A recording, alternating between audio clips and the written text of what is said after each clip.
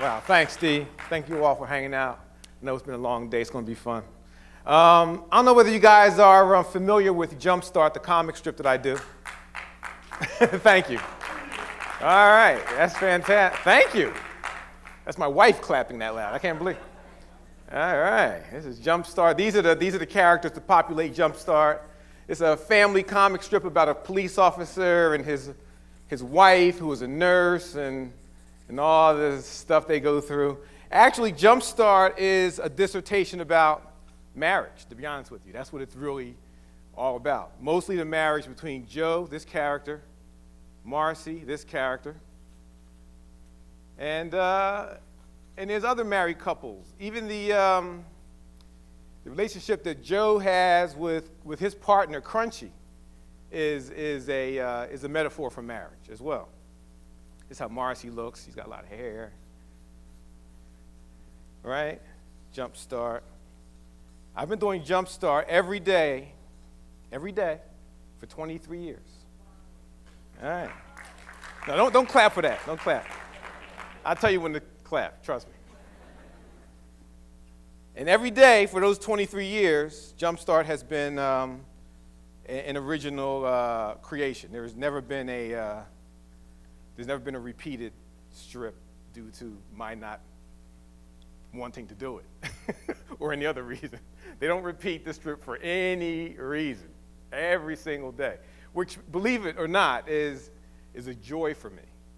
And someone once asked me, how can you come up with something new every day? What if you don't feel like doing it? What if something happens? Well, first of all, there's a slight lag between the strips that are running in the paper and the strips I'm working on right now at home. There's about a 3-week gap in there, so if something were to happen to me, there'd be 3 weeks before the world would become alarmed.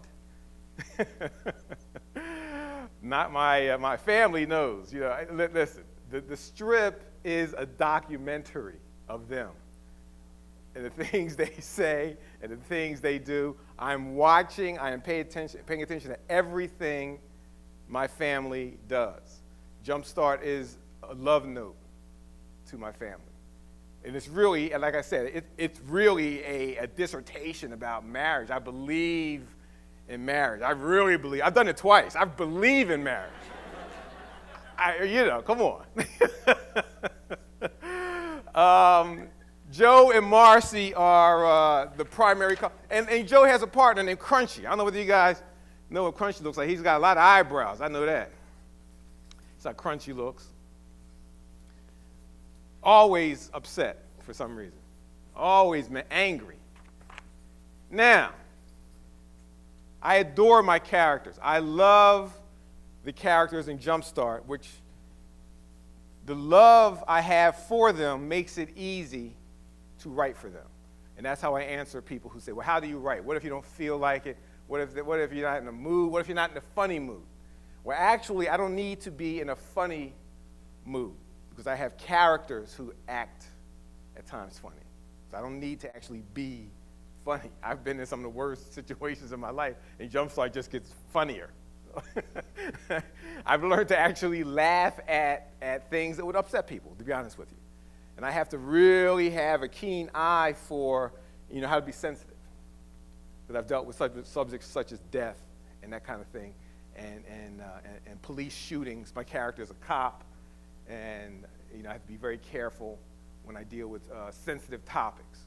But because I'm so in touch with the characters themselves, when I'm not feeling it, so to speak, I've been able to listen for the voices of my characters. This sounds kind of strange, but I've been able to listen to the voices of my characters, especially since often I'll write a strip like this seems funny at the time, and I look down the page and go, you got to be kidding me. Like, that's totally, I don't need expertise in terms of comedy. I'm not writing jokes. I don't have to know what's perfect. However, what I have developed over 23 years, I can tell when something's not funny. That's my expertise.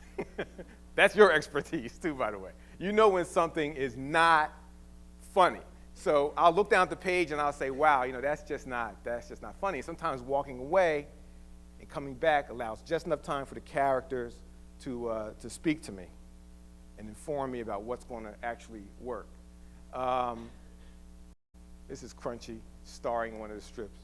Actually, that strip is going to run on the 22nd of this month. I don't think that strip has run yet. Crunchy recently got married to an equally angry character named Yolanda Ruiz. And at one time, she was actually Joe's partner.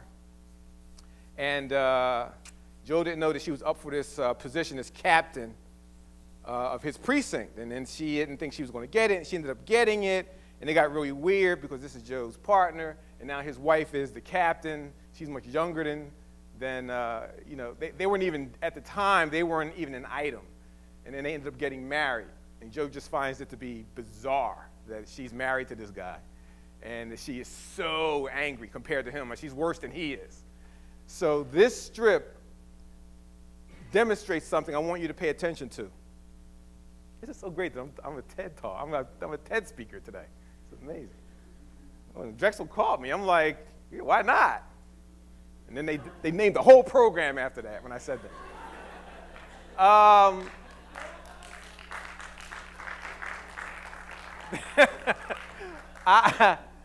I want you to pay attention to something here.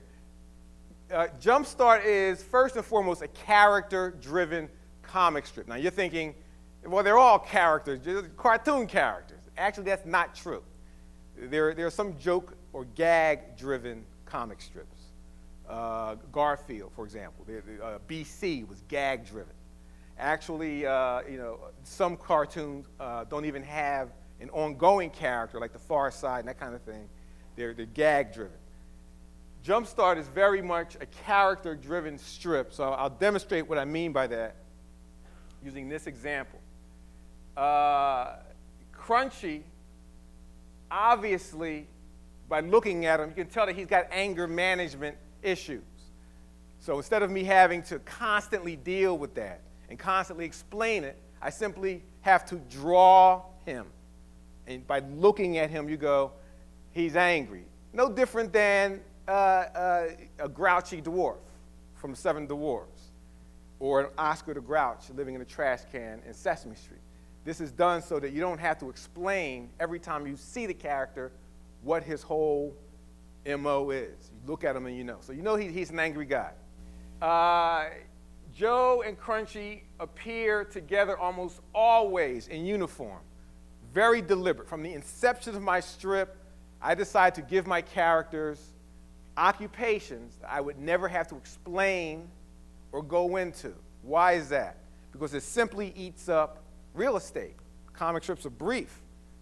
You don't have time to get into, you notice a lot, Blondie, you don't even know what Dagwood is doing. You don't know, and you don't care. The reason you don't want to know. You don't want to know what High and Lois is doing. Their occupations are kept mysterious because getting into it would just take up too much valuable real estate. So I decided when I was creating the strip to just give them identifiable jobs just by looking at them, which is why Joe is a cop and Marcy is a nurse. Just by looking at them, you can tell. So, without even reading the strip, so much is known. And I'm always writing Jumpstart for the complete newbie, the total stranger. I'm not writing for fans of mine. I'm always writing it so that anybody on the train, opening up the paper, you can look at it, appreciate it, potentially be cheered up by it. So I'm always thinking, what if no one knows anything? How can I now use my characters in such a way that I can introduce them to the reader? And I'm always thinking about it. All these 23 years, I never think, they know him. They know him now. It's enough. I'm always thinking, how can I introduce them? So, having said all of that, I'm introducing the characters now. And Joe says, Ruiz chewed me out for a half an hour. Crunchy says, that's just not fair. And then Joe says, what can I do? She's my captain. And then Joe says, look, she's your wife. Go talk some sense to her. And then Crunchy angrily screams, "It's not fair that you're getting yelled at more than me." That strip is written final frame first. Every Jumpstart strip is written final frame first, and then created backward. It's written gag first. Then the gag is slowly obscured. Actually, I tried deliberately to throw you off. Now, how do I do that? I try to throw you off somewhere in the middle, almost always. I want to throw you off in the middle. I want to take you off the scent. You can't know what's coming. So it's disguised right at this point when Crunchy says, "That's just not fair." Because you're reading something left to right and you're thinking, the captain chewed me out, and his sympathetic partner says, "That's just not fair." So right there, I got you. You have the wrong idea. You actually think Crunchy cares about Joe. Now, he might care about Joe. I'm not saying he doesn't, but right now, he doesn't. Okay? But right now, you think, okay, that's nice. That's nice. His partner says, "That's just not fair." He's feeling his pain. He's not feeling any pain. Joe says, "What can I do? She's my captain. You're married to her." Now, by then, I've now introduced you to the woman who's Ruiz. That guy on the train who's never seen Jumpstart before, now he knows who Ruiz is. She's this dude's wife. And I've also identified her complete occupation. I'm maximizing every square inch of this comic strip. So much goes into every frame, every word, every speech balloon. It's ridiculous. Sometimes I'm not that pleasant to live with, right, honey? There's a lot going into every balloon, okay? This appears to be a very, easy job to have. All my friends, you're so lucky. You get to go to work in your underwear. I'm being tormented in my underwear because every frame matters, every balloon matters, and every word matters. Every nuance of every word matters. I'm using words deliberately to mislead you and then surprise you. This is how humor is created. Humor is a craft. This is not an art. This is an art. The fact that I can stand here and draw Charlie Brown, that's an art. Look at that. That's an art. That's Charlie Brown. Wait a minute. That's an art. But I can stand there and draw Charlie Brown that quick. Writing is not an art. Writing is a craft.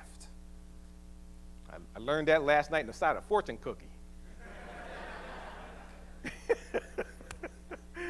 I'm not lying. That's not shtick. I was reading the fortune cookie last night. I was like, wow, I can use that. I don't discard anything.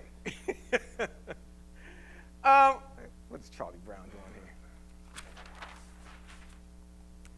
First thing, when I was a little kid, I learned how to draw Snoopy, too. All right?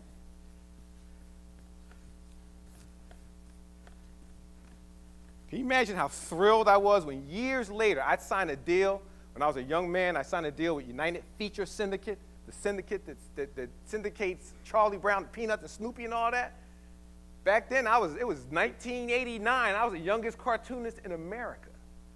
Now, am I saying that to stand up here and brag? Yes. Yes. Are you kidding me? As soon as I signed my contract, I said, "Can I meet Charles Schultz?" My editor said, "What?" I said, "Can you introduce me to Charles Schultz?" She said, "No." She said, "But I'll tell you what. Give me one of your drawings. You want to send something to him? I'll mail it to him." And she did. She sent him an original Jumpstart when I first got my deal in 1989. And then years, like 2 years after that, I met him, got a chance to meet him, and it was framed in his office. I kid you not. I was like, it was the only cartoon hanging in his office. He said, "Look, you're a talented young man. Don't let anybody tell you what to write. That's your comic strip. You're in charge of it. Do crazy things. Do crazy things.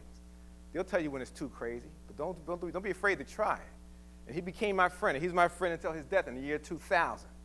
You know, I still mourn Charles Schulz because just knowing that he was reading my strip used to just blow my mind. And recently I was invited back. I'm getting off on a rant, actually. I went back and I visited his museum in Santa Rosa, California. And a picture we had taken together is still in his office. So it's really wonderful to have this career. Now, I want to get back to the how and the why. When I began believing I was going to be a cartoonist one day, I was very young. I was only 3 or 4 years old. I started to believe this. And when I say to you guys, why not go to work in your underwear like I do? That's not literal. That is not a recommendation from me. That's not a fashion suggestion for Casual Friday. What I'm saying is, every human being has a passion. Everybody. Everybody has talent, believe it or not. Everybody has wild dreams. But we all have to work. So often we end up working someplace that has nothing to do with the passion and the dreams and all that. What I'm saying is, I was not always a syndicated cartoonist. I worked a 9-to-5 job too. I worked in the advertising industry. I got my degree from Syracuse University in advertising. I got into the advertising game, and I was an art director. I worked on Tasty Cakes, Snack Cakes. I worked on the Pennsylvania Lottery. And I'm from here. I live in LA now, but I was here. I was working down the street on Market Street at 18th and Market, right? I'm sorry, that way. Is it this way?